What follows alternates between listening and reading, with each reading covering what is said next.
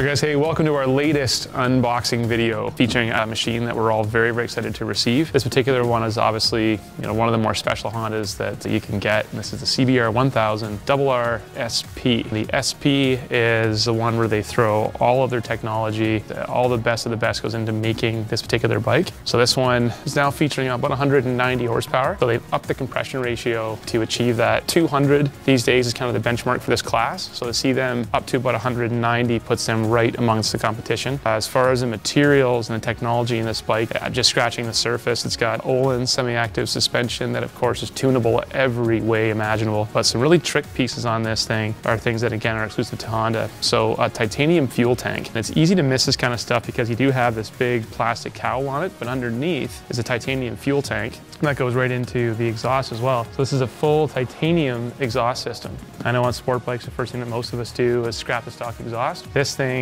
we've only had the bike running in the shop, but it sounds great stock. From all accounts and from some YouTube investigations, it sounds amazing at higher RPMs. This thing does have a 13,000 RPM redline, which for a leader bike is up there. So this thing just must sound absolutely incredible. And when you combine that with the HIDs in this, all these little things help to bring that mass right into the middle. Pulls your weight away from the extremities, away from the high portions and brings it down. Mass centralization has always been a big thing for Honda. The hardware that they choose, the shape of the hardware, the length of the hardware, all these things are all about bringing the weight in sort of tight and as compact as possible. You've got a class-leading inertial measurement system, so all of your cornering ABS, all of your stability systems is all run through that bike's IMU. Quickshifter on this bike is special. So you've got Quickshifter with downshifter with an auto blip, and you've also got 3 different modes for that system that you can either decide to tailor or to turn off completely. But I'm a vintage bike guy in a lot of ways, so whenever I see the HRC stickers, this combination of red, white, and blue together, I immediately get excited. But when you get on this bike,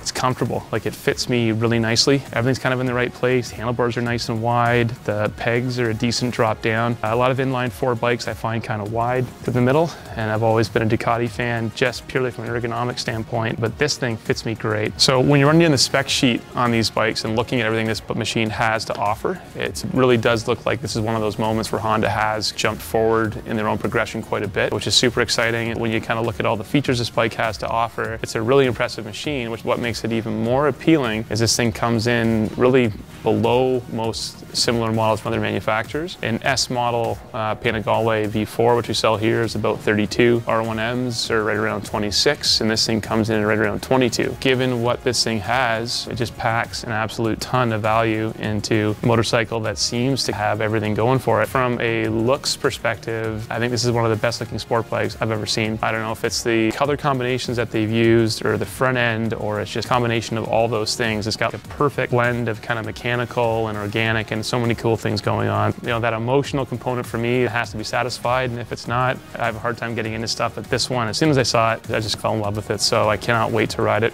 Spring isn't too far off. So thanks for now.